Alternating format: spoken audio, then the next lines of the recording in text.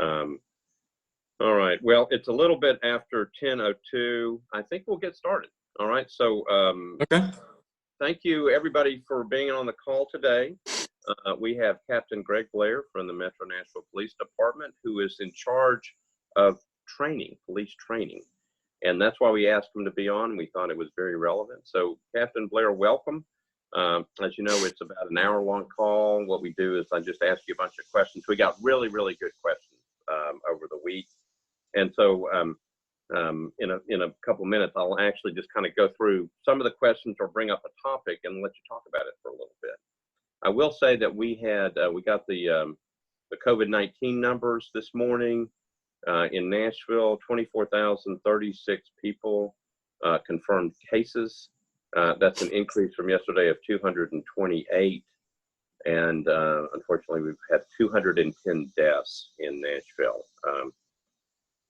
So we're still obviously working through that. I know the mayor had some news in the last couple of days on bars and everything else he's trying to figure out. So anyway, those are the numbers. We have Councilmember John Rutherford on the call. Thank you, Councilmember, for being on. So let's get started. All right. So originally from Pennsylvania, from Latrobe, ended up in Erie, went to a school that probably should have been in Scotland. So tell me how you got to Nashville. Tell me a little bit about yourself. How did you end up getting here?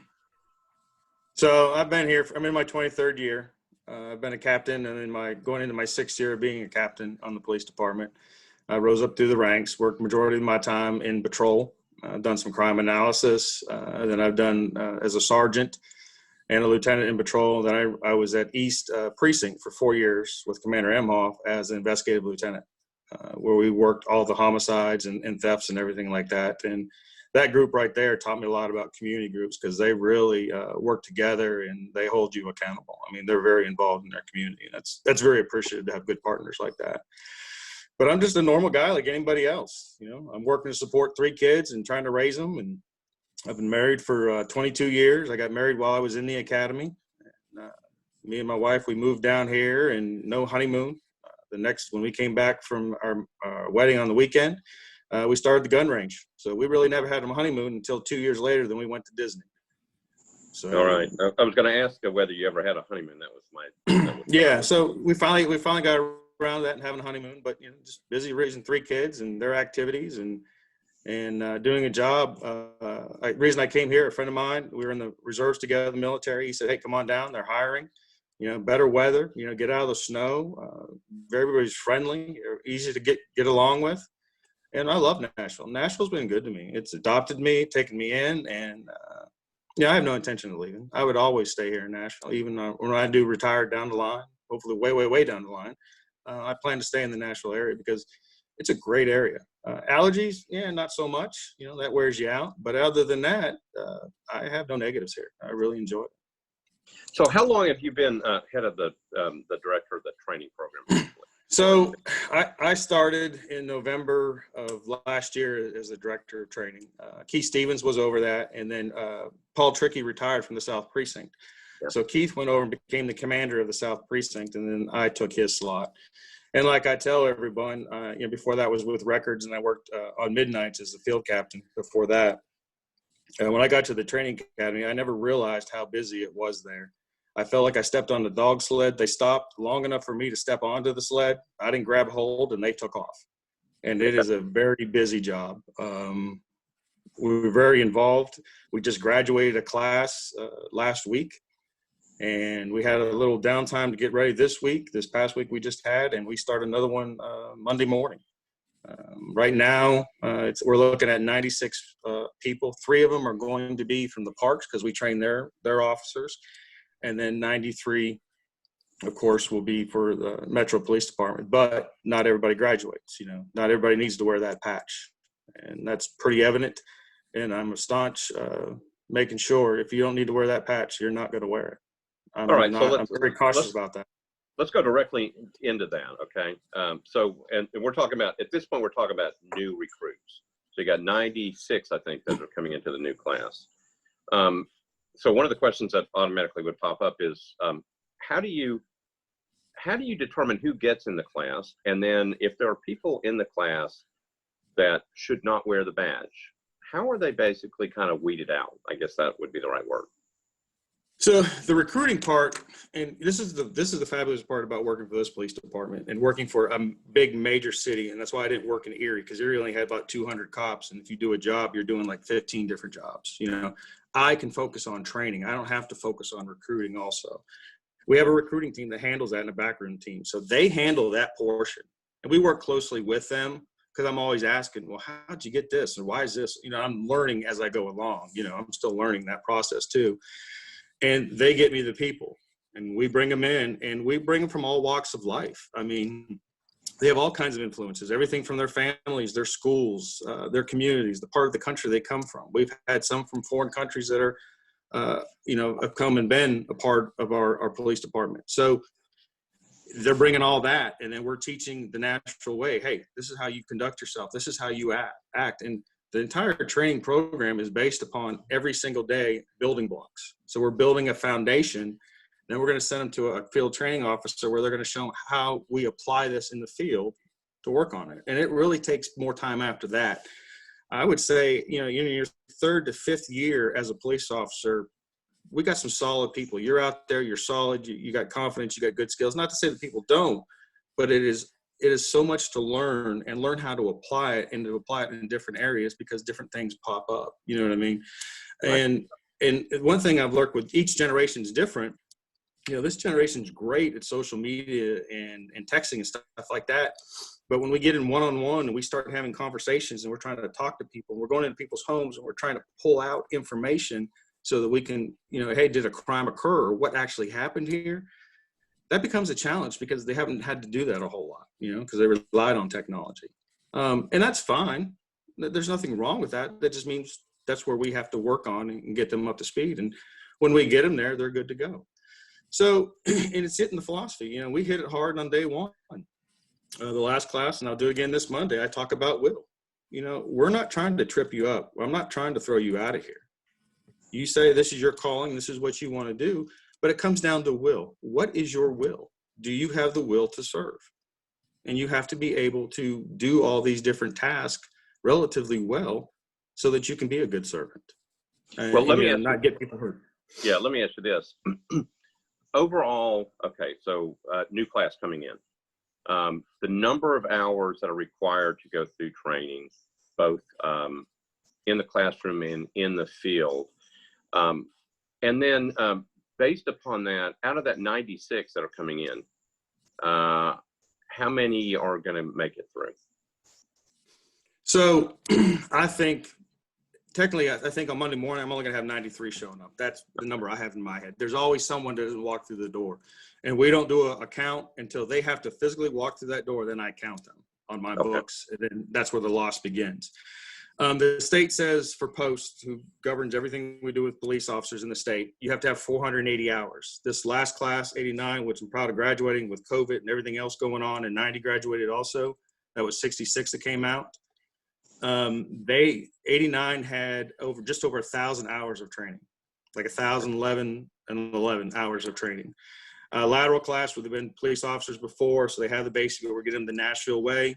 They had 573 hours, which is still above the 480. That's the minimum. You know what I'm saying? That the state says we have to have. So out of this 96 that come out, the last basic class there, 32% we lost in that class. We lose a lot in the first week because they realize they don't have the will to do the job. We talk about, you know, we talk about use of force. We talk about deadly force. We talk about the sacrifices you're going to have to make as an employee. You know, there's going to be a lot of accountability that's going to be applied to you, and there's going to be a lot of criticism. And can you handle that? You know, can you remain calm and not lose your cool and manage it? And if people lose their cool, they have no business being the police. And we'll weed those ones out. So you're going to lose a number of people the first week. Is there another period of time where it becomes pretty obvious that maybe somebody's just not cut out for it? Is there another period of time during the training where the law will get some, The law Yeah. portion gets some. It's about as much as a first-year law student gets. That will get some. Gun range sometimes gets some. Driving, we call it EVOC. That's a week long. Sometimes that gets one or two people in that situation. Also, integrity checks. This last class, one resigned because of integrity. He basically lied. It was something simple. I gave him an opportunity to come clean. I was going to remove him from this class and put him in another class, as a learning point. Maybe we can correct this behavior. And when I gave him the opportunity to do that, he didn't do it. And he couldn't give a good explanation of what he did, or wouldn't even own that he was lying. I like, well, you're done. So you have the ability to say you're out of here. You're not going to be in class. Okay. They're provisional employees.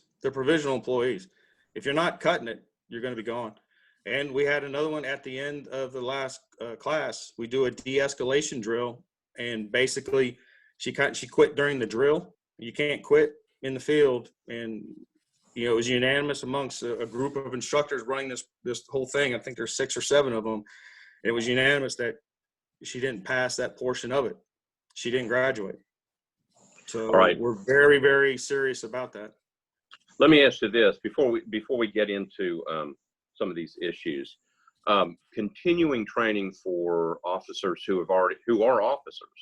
What is the training requirements for an officer that has been through police officer, he or she? They're in the field. They've been out there for several years. How often do they have to go back for some training? Have to come back annually for training. State says we have to do 40 hours. A lot of times we do more because we do a lot of distance learning too, okay, through videos and stuff like that. So sometimes it's up or closer to 50, depending on the year and what's going on. When active killer stuff started coming in, those big years, we made big changes in how we approach things and we do things. Those are a lot more years that come in there, and then some years it's only 42 or only 43 hours. This past year, we were trying to cut it to 40, and then COVID kicked in, and then we had to go to distance learning. So right in the middle of the year, of our training year, we had to stop training for in-service, and we had to totally redo our program. So we totally redid our program, and the majority of it is distance learning, except for what we have to do hands-on. Okay. So I keep saying I'm going to get to these issues, but one more question. Obviously, you're talking about active shooter from the school situation and church and that period of time. And, anyway, I'll leave that as it is.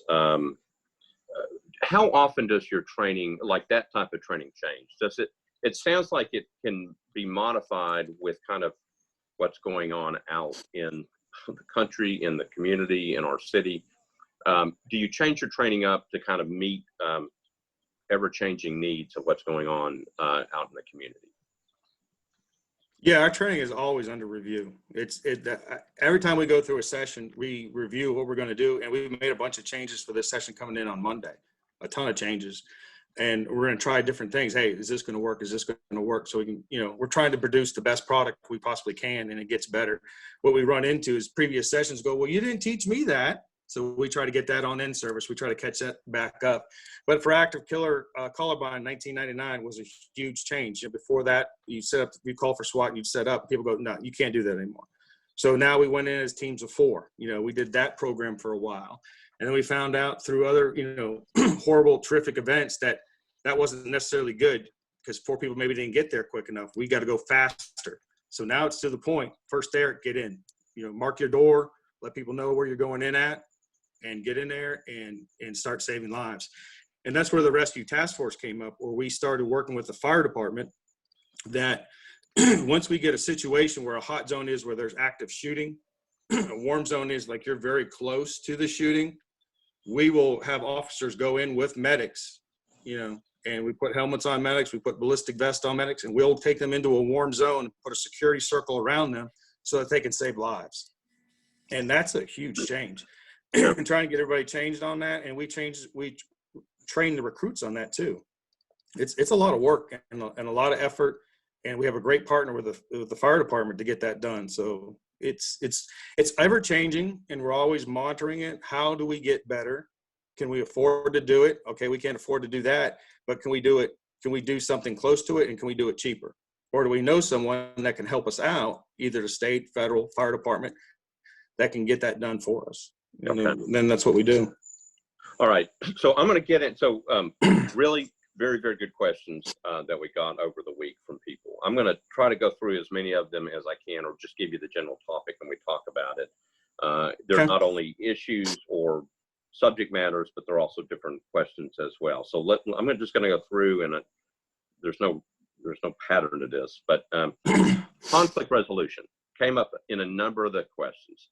What kind of training is there for new recruits and existing police officers to understand conflict resolution? And that, I guess you could include, what does that mean? How does it mean in terms of how you approach a situation, and also maybe de-escalation of something?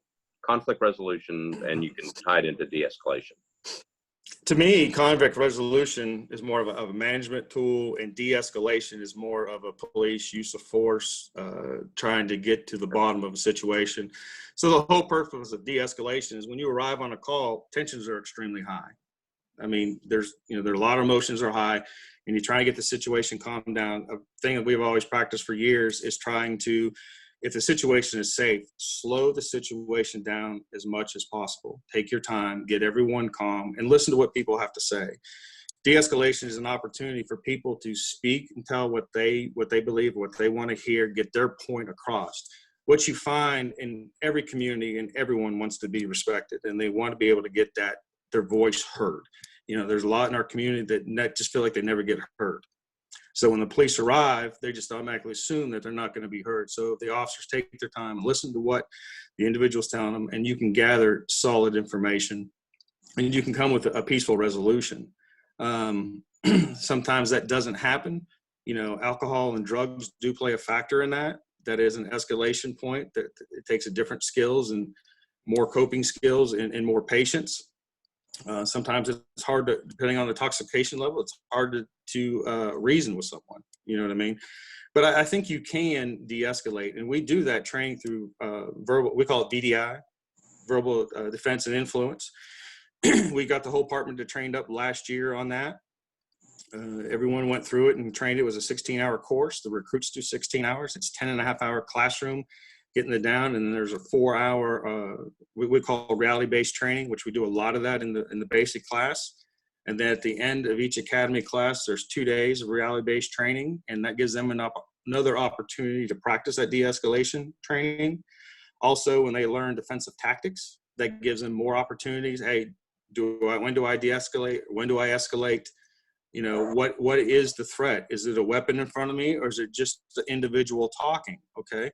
So how do we handle that? So that's part of that escalation and de-escalation, and we evaluate them. And when they make mistakes, we correct it right there and go, no, you misread that. This is what it is. Or no, you underestimated what this person's potential to do is. And decision-making model helps us out too. An officer's distance and cover equals time. The more time you have to react, the more time you have to comprehend what's going on and understand what goes on, the better chance you can be. And really, our entire training program is designed and builds upon itself from day one to the end, teaching de-escalation, conflict management, attention to detail. You know what I mean? So people get said, well, why does it matter if a recruit's chair isn't on the tape? It's attention to detail. When you go into a burglary and you see that the phone line cord is pulled from the phone and laying on the ground, that's attention to detail. That shows you maybe it's premeditated. But if you're not attention to detail, you may miss that, and you may totally misread a call in a situation. And you may accuse your victim of being a suspect. So you really have to pay attention, and verbal skills are the best. We always say in the police department, and I know we say it across Metro government, we can never communicate enough. And that's true on calls. Okay. Tell people about reality-based training. So obviously, it's one thing to be in a classroom. It's another thing to have what you're calling reality-based training. What is that?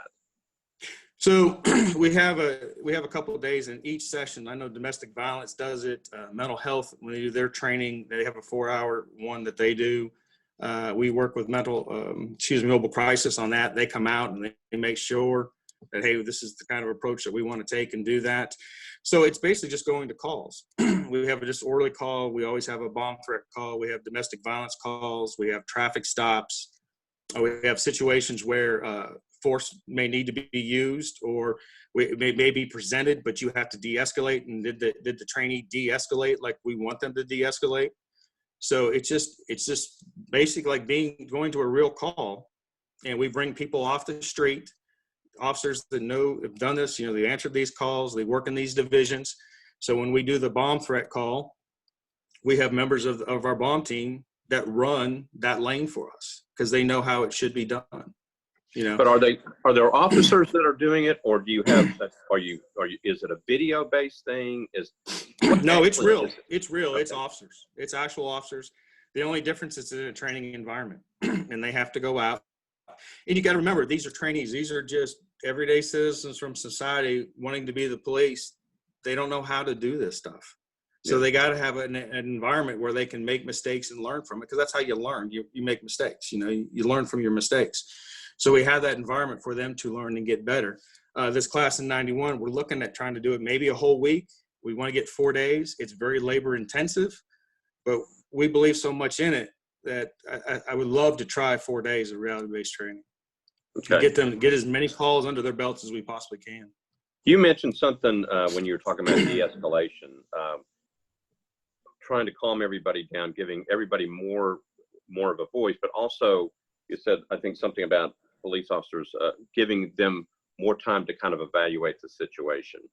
So I once went through something, I think it was over at TBI, Tennessee Bureau of Investigation, where it's an actual video that changes with kind of what's going on, and you're put in a situation that you don't really know much about. And they gave me something that was kind of a simulation of a handgun, and they just throw you into the situation. And it's amazing when you do that, because you're trying to make split-second decisions on something that you don't know anything about. You're walking into a situation. You all have that type of training. And also, I really thought, again, interesting that you're saying de-escalation is so important, because at least in the training that I went through, that real limited training, you're making a split-second decision that you're not sure whether you're right or wrong. De-escalation sounds like it's a really good method to try to just calm everything down so you can figure out kind of what's going on. Yeah, we do. We call it the FATS. We have a trailer on there, which we're getting the walkway replaced, but we have a FATS trailer, and we take groups that come out to the academy to learn about the academy and different parts of the government that want to come out. And we're looking at, once we get through this COVID, which I hope we can get through it quickly, because I really want to get back to this, getting people out here and running citizens through it and citizens groups. And we run the Citizens Police Academy, through it too. I want to get that going. And it's just like you said, we'll give a 5 to 10 minute brief. When I first came to the academy, I think we had a college group that came out there, and not everybody wants to participate. If they don't, that's fine. But a lot did.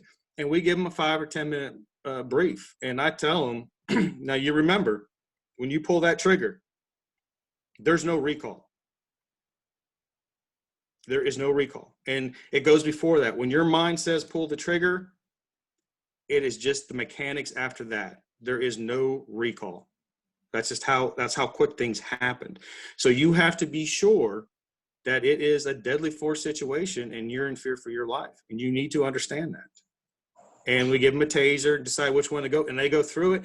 And just that 10 minutes there, and we talk about that, you'd be surprised how good people do. We give them scenarios, and if they don't talk, the threat comes out. If they do talk and they're trying to work through it, and there's no threat, and it can go peacefully. So there's a person to the side controlling it. So they're controlling the screen, people on the screen, but it's reinforcing to the person performing that task that, yes, you're doing the right thing, or no, you're not doing the right thing. And it gives good feedback. It's excellent training. It is excellent training. But I think it's something that every citizen should partake in, because 1, you paid for it. 2, it gives you a better understanding. And 3, we might be able to recruit out of that. It's a great recruiting opportunity. So if everybody on this call would want, if they haven't been to the police academy, if they want to do something like that, how do they find a way to do it? How do they, is it on the website? They can call out there. Yeah, or email me at gregory.blair@nashville.gov.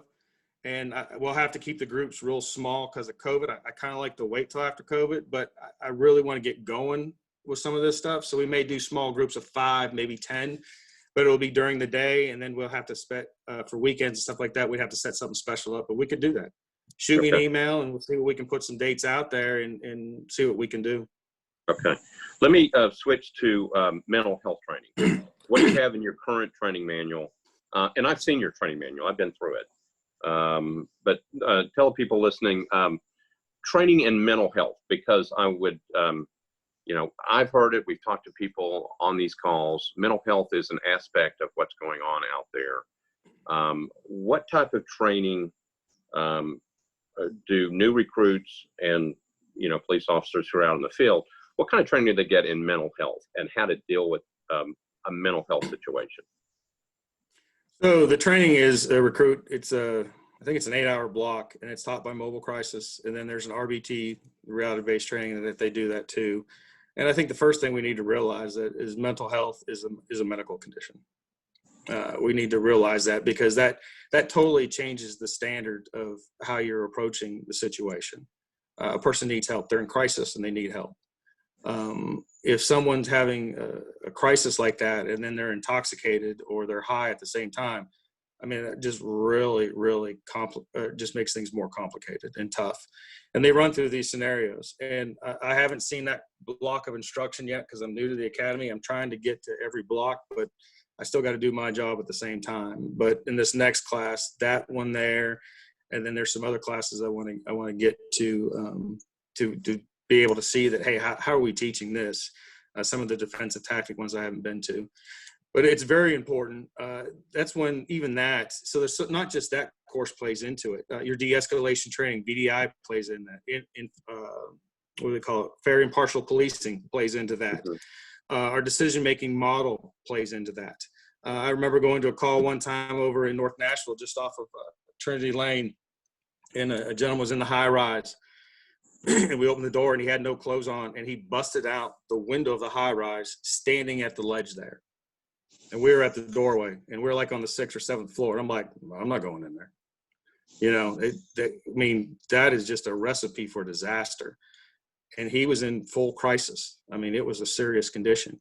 And between me and my partner there, we were able to coach him to come back to the doorway where we grabbed him. The medics were there and they took care of him. They were able to give him a shot and to calm him down and so forth.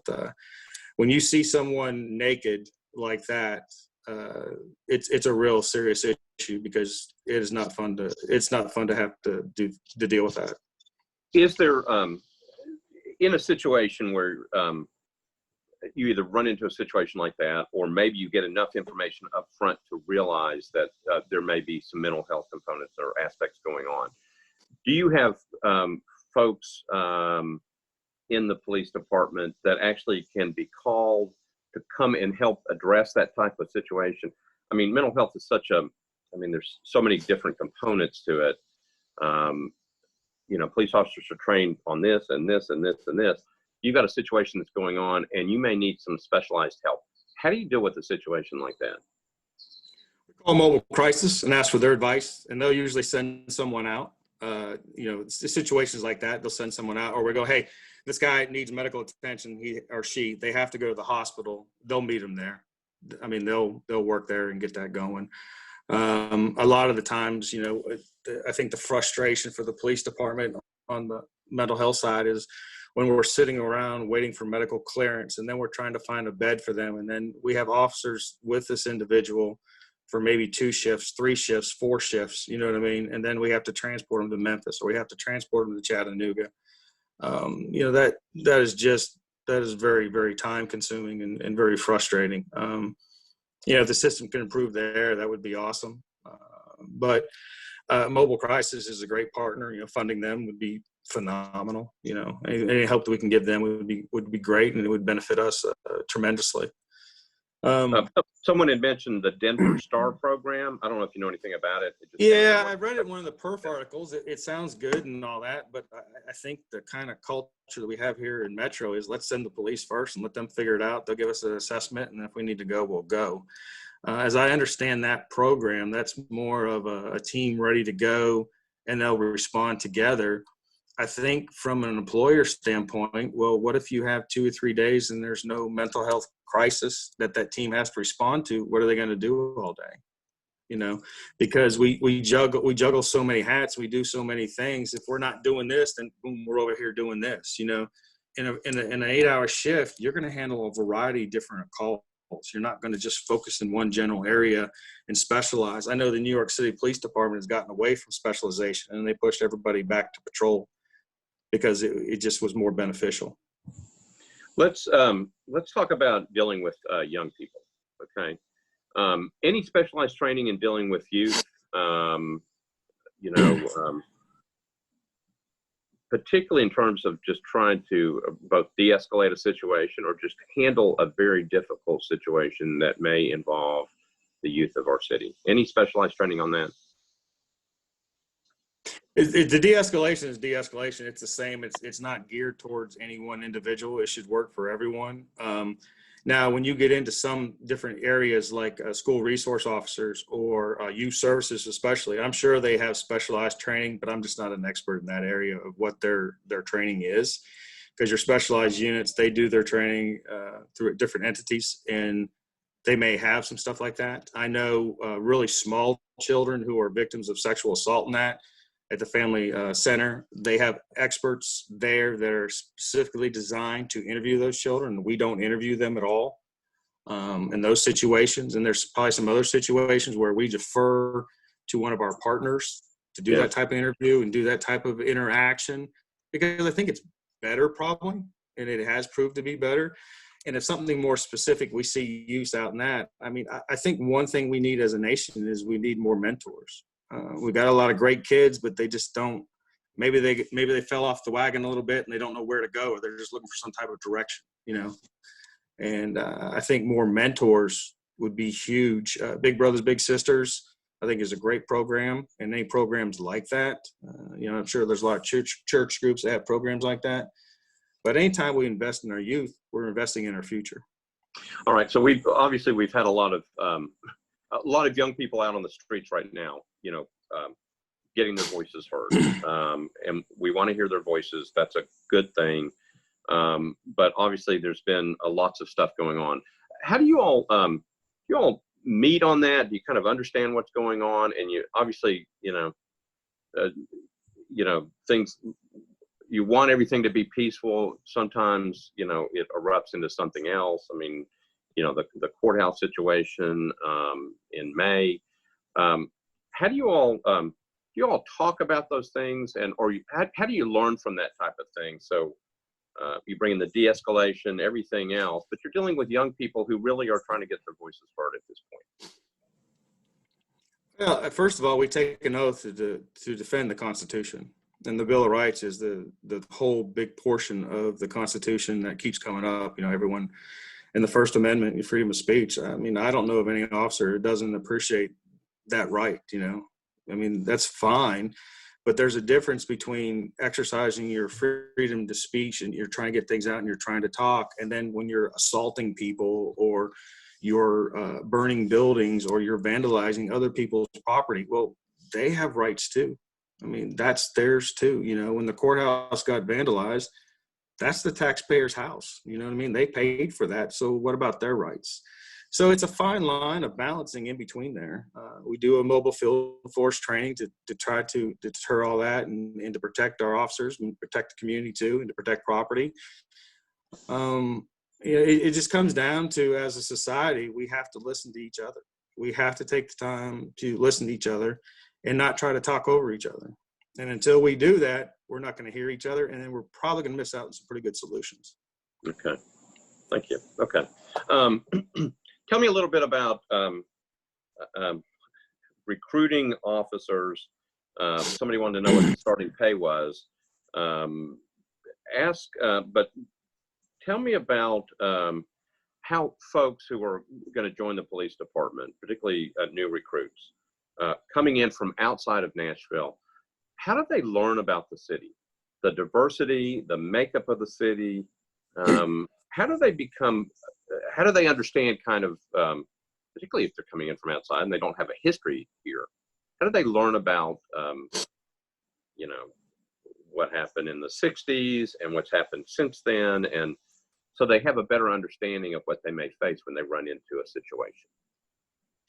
So we teach them. My first class was session 88, and we do I think it's the Metro Action Commission, put together with us and Chief Anderson. They put together the Mobile Diversity Bus Tour, which is a great program.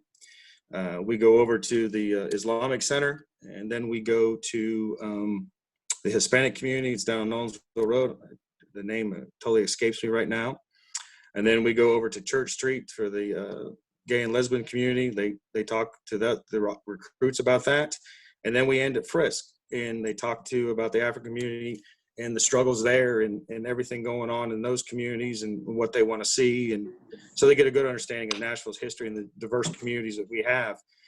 We also go over to the Holocaust in West Nashville and learn about that. And when I went with session 88, I learned that a lot of these young individuals didn't know that existed and had questions whether that existed or not. And I had to explain to them, because I've traveled to Germany before. I've seen the Holocaust, the camps. They do exist. I've been in line looking at them with a survivor right behind me and talking to them, and it really did exist. I mean, I've been to DC and seen that one. It's absolutely amazing. I encourage everyone to go up there to do that. So we do that. And then we go to the public library, and they have the lunch counter. So we learn about the civil rights in the 60s. And I never knew that Nashville played such a heavy role in the civil rights thing until I went there. So they've done a great job with that. And they get to know the different areas of it. And they're always encouraged to learn and listen, and they do. They come up to stuff with us all the time that we didn't know, and it's pretty interesting, the research that they do on themselves. But it's commitment. Nashville pulls in a lot of people. Everyone's interested in Nashville. We don't have a problem pulling people in. I went to a meeting not too long ago, and I was talking to Knoxville, and they were excited a couple months ago. I think it was a couple months ago. They were real excited because they had a class of 44. That's the most they've ever had. They were thrilled about that. And I told them our numbers, and they're like, man, you guys you're getting it. It's just a retention thing. We need to really work on retention. It's an issue. I don't know. And it's probably different for every individual. There may be some groupings in there, I'm sure, but retention is a real issue. And again, there is a high burnout factor in any public service. Teachers teachers right now are going through a lot with this COVID. Yeah. And I am concerned how many of them are going to be like, I can't do this anymore.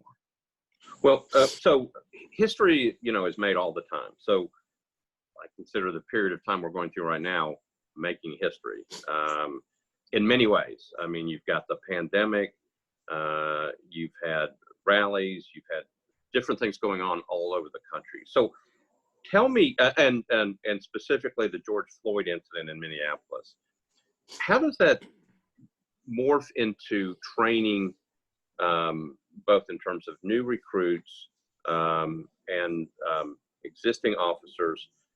We've had reports like driving while black that came from Gideon's Army.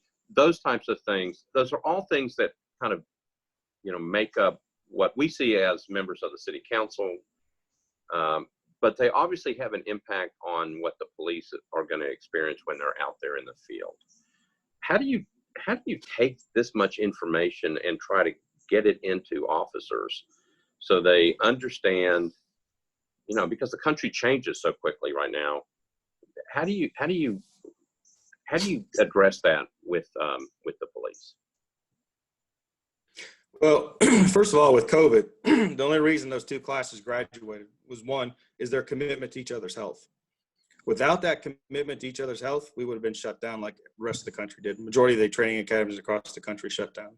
That's the only reason, one of the biggest ones. Their commitment to completing their training, their commitment to wanting to serve, the training academy staff and their commitment not to be defeated, especially by COVID, and to maintain the high excellence of training that we have. We're an accredited agency through CALEA. We have the gold standard. I mean, we're perceived as one of the best agencies. Are we perfect? No, we're not. But we're always trying to get better. I think if you run across someone that says they're not trying to get better, then you probably better look harder. But we're always trying to get better. With the George Minneapolis area and the George Floyd incident, I have not found one police officer that thinks that that was okay. Everyone has condoned that. Everyone just, I mean, that was horrible what happened. That was absolutely horrible. There was no reason for it. You know, they could have done something different.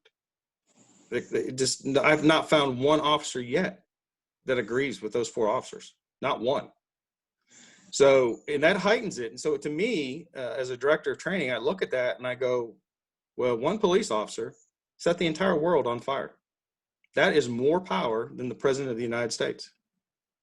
Now, one police officer can't heal the entire world. You know, there's about 300 some thousand police officers and we can't heal the whole world. We're all going to have to come together.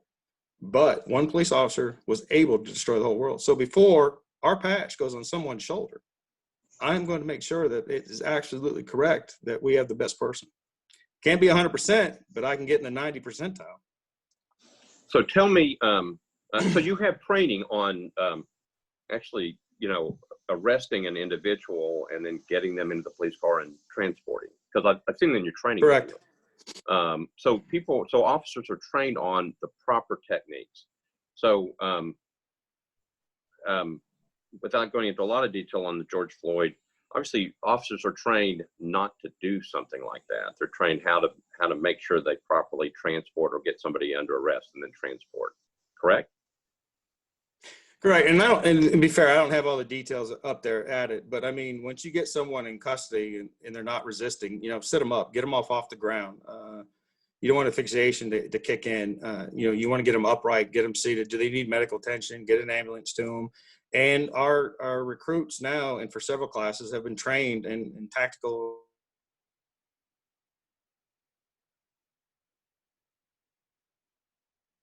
You know, they can put tourniquets on, they can put chest seals on, you know, different stuff like that. They know CPR. So there's a lot of different things that they know that they can get going. And, you know, there's stories across the department of officers saving individuals' lives because they took that first aid stance. I believe the individuals that got their arms cut off or one got amputated or something like that downtown during an assault, you know, their lives were saved because of the tourniquets from the central precinct officers there.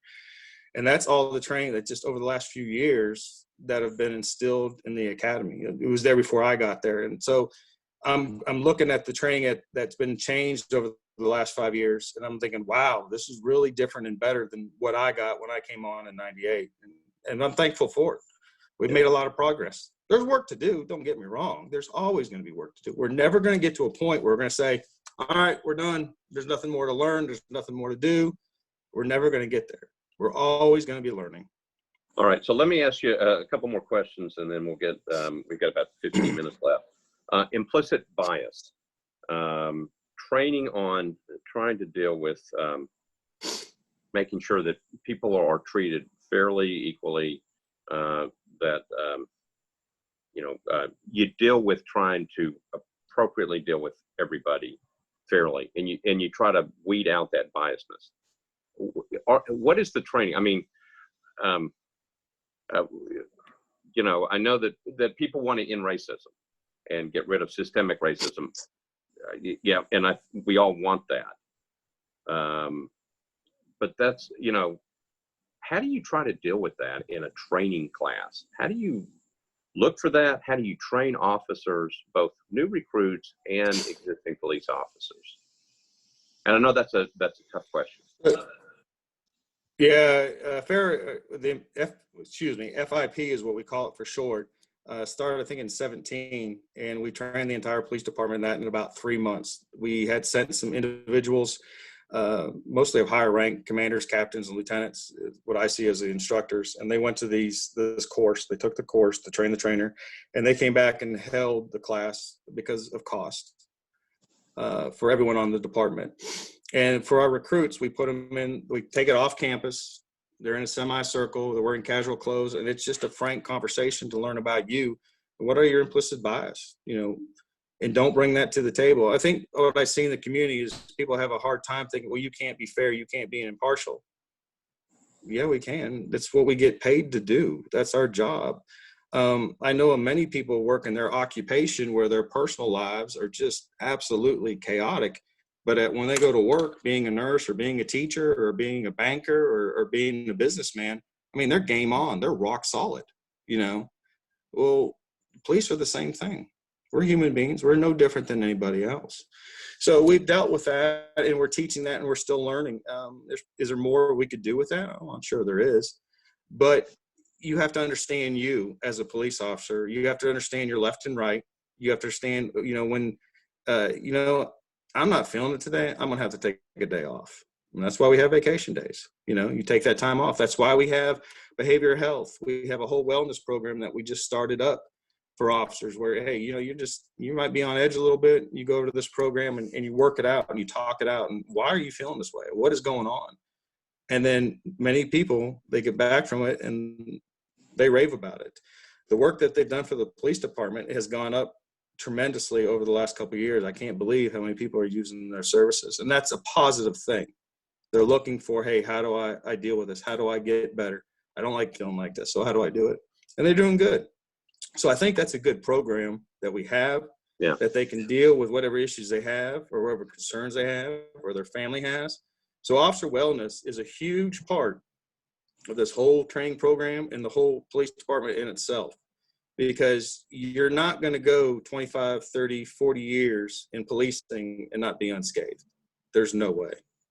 Let me ask you a quick question, and then I want to get into this recent sexual harassment issue. But go back to it's sort of like de-stressing. I mean, obviously, COVID has been stressful for all of us. But the job of a police officer obviously can be very, very stressful.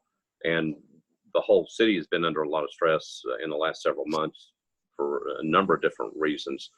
I was walking to something downtown, ran into an officer who said he had been at work, I think it was 28 straight days. And it's like, what is going on? And I know, and I've heard this from several officers who said, there has been so much stuff going on that we can't take time off because everything's going on so much. We have been called in over and over and over again. You may not have all the numbers of that, but how do you, particularly if somebody doesn't really get any time off and they're under some unique stress going on, how are people trying to deal with that? I mean, everybody needs a day off here and there, and it sounds like I know we're looking for new officers and we have vacancies, but you have a lot of people that are having to work a lot of hours. How do you deal with that? I think everyone does it in a different way. Everyone has a hobby. I like to do woodworking and I like to golf. And that's what I do. That's it, just to get out on the golf course and you're away from everything and it's great. Or, you're in your garage working on something and it's just you and that piece of wood or that project that you're working on, and you can just totally decompress. Some people like to work on cars. Some people play sports. Some people bike ride. Variety of things. And we tell them in the academy, and I think just about every officer has one, you got to have a hobby. One concern we have too is when people work too many extra jobs, and now we do put some pressure on you. Nashville is a big space and everybody wants to come to it, and there's a lot of special events. So there are a lot of mandates where people are having to work and they're having to do this stuff so that the city can be safe. We have to get it right every single time. Someone else that wants to cause harm to an event, they only got to get it right once, but we have to get it right every single time. So that requires a lot of officers. The 4th of July, I was over the entire demonstration team, and we had just about everybody there because of what we learned, and it wasn't needed. And I'm very grateful that it wasn't needed. But yeah, everyone had to change their plans for their 4th of July. Is that fair? No, it's not fair, but that's the job. And we know that when we come into it, that's the job. It's shift work, it's holidays. There will be some long hours, but there's going to be stretches where there's not going to be any of that. There'll be plenty of months that'll be off. And can we do a better job of managing our time off? And if we get more people, we can get our people more. Absolutely. But we have to get to that point. And it also is a leadership team. I know we have plenty of people out there, supervisors, sergeants, lieutenants. They recognize when their officers need, hey, you need a day off. We'll figure this out. You take a day off. Okay. And they need to be able to do that. So, and if they're not doing that right now, I encourage them to do that. You got to take care of your people. Because if you take care of your people, they'll take care of you. And we have a lot of classes that we talk about, the wellness thing. Sergeant takes care of that over there. His name slips me right now. But anyways, they talk about stress and anger management, understanding resiliency, mindful of law enforcement personnel, what your mindset have to be, understanding and relaxation, how do you handle that, and emotional intelligence in law enforcement. So we have a lot of different classes there for people that we do in the basic concept. And I think what we need to do, and he's working on that now, Mike's working on it now, trying to get that across to everyone that's an officer already. And I think Mike just got appointed to his position shortly after I got to the training academy, because he came out to talk to me and he goes, "Hey, I want to put this in the class. I want to do this. Do I have your support?" I'm like, "Yeah, run with it. I'm good. If it's going to support the officers, I'm all about it." Okay. So it'll be anxious to see what they do with that. Yeah. All right. So we've got, actually, we've got about 7 minutes left. Tell me training on sexual harassment. How do you prevent sexual harassment within the police force? Yeah, it's like anything else. How do you prevent murder? How do you prevent sexual assaults and all that? We have strong policies.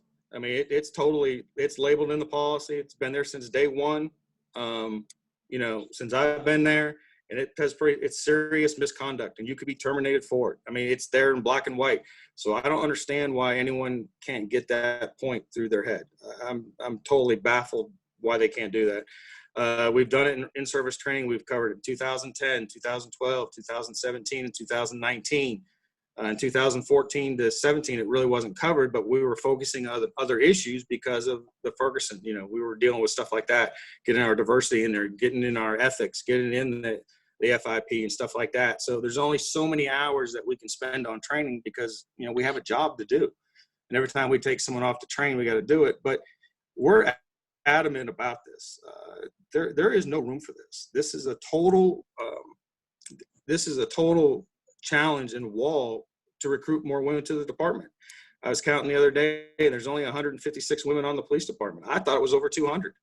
Last number I saw was over 200. So that's not good. And I know everybody wants more women to join the police department, but you can't have something like this. I mean, who's going to want? So we got to get this right, and we got to make sure that we're respecting everybody, not even on the street, but also our own people. Okay. Well, so we've got about 5 minutes left. This has been really, really interesting, and I know I haven't covered everything, but I wanted to. We got a question that I thought was interesting, and it was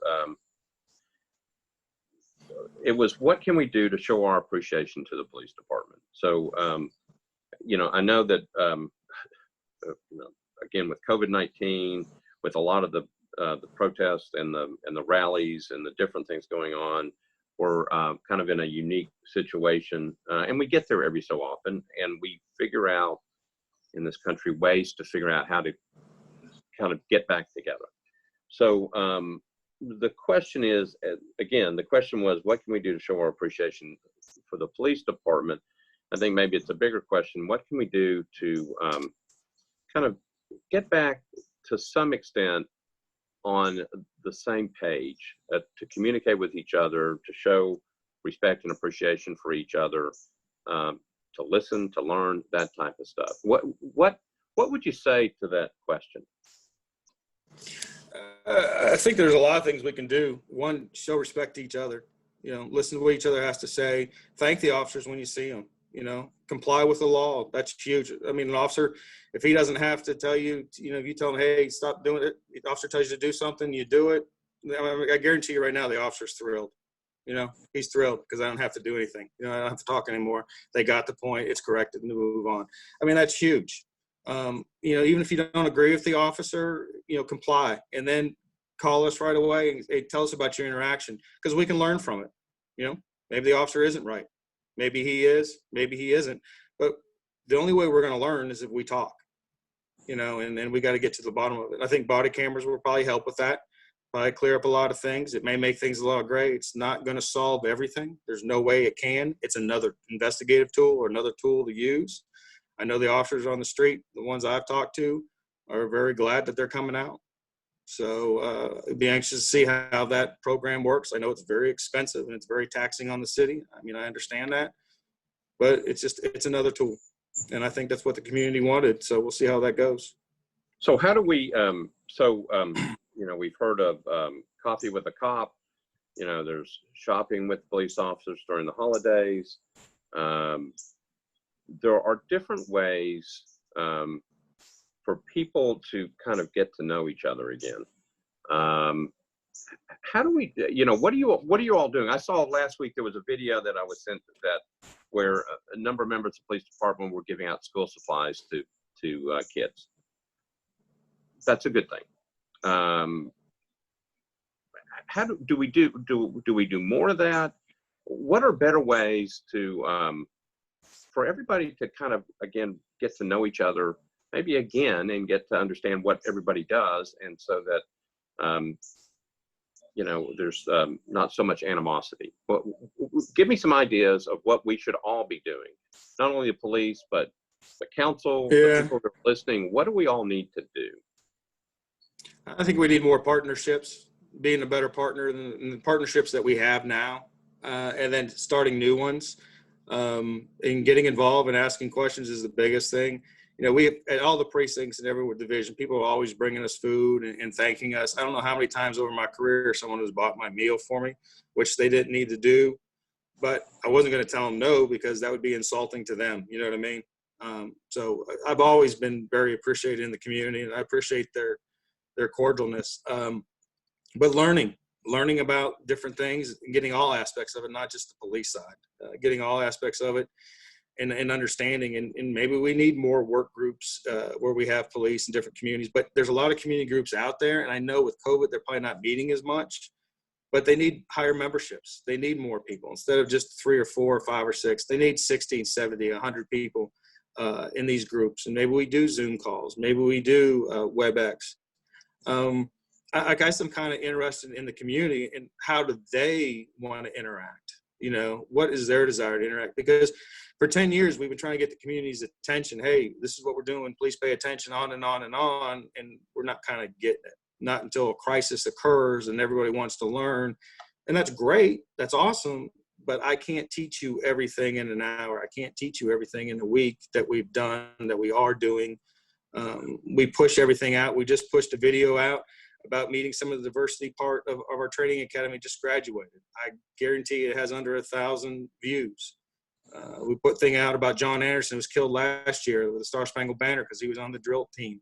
I guarantee you that don't have more than 4,000 views. I mean, people aren't really paying attention to what we're doing. There's a small group paying attention, but overall, out of 700,000, it's not a big group that's paying attention to what we're doing. Maybe they're happy, maybe they're not, but even if they're happy, I would like for them to pay attention. All right. So if people on the call and they spread the word, if they want to learn more about the police, if they want to learn more about training, if they want to learn more about the Citizens Police Academy, what's the best thing for them to do? Best thing to do, you can contact me, Greg Blair, and it's gregory.blair@nashville.gov. You can contact your precinct commanders, the community coordinators at each precinct. You can contact headquarters. You can go to the webpage, our webpage, and I know it's kind of tricky to find, but on the left-hand side is all the bureaus, and you'll see all the deputy chiefs listed there, and Chief John Drake's on there, and then you'll find captains' emails. You won't see that in other police departments. I've checked. You can email anybody on command staff or the executive staff and ask questions, and you know, hey, I want to do this, I want to do that, and we want to come up with a game plan to get people out and use the FAST machine. And I think I'll work with the commanders on that. And if people want to direct me contact me to do that, we'll schedule that too. I would love for the council to come out. You know, once we get past that and they feel safe doing, I want everyone on council to come out and we'll do different groups. And I want them to learn and I want them to understand and ask questions and ask the tough questions. Because that's the only way we're going to get better if we're confident in each other and we trust each other, that we can ask the tough questions. Great. Captain Blair, it is 11 o'clock. I think it's after 11. Thank you for being our guest. I appreciate the time. I appreciate your being candid with us. I would encourage people to reach out to Captain Blair.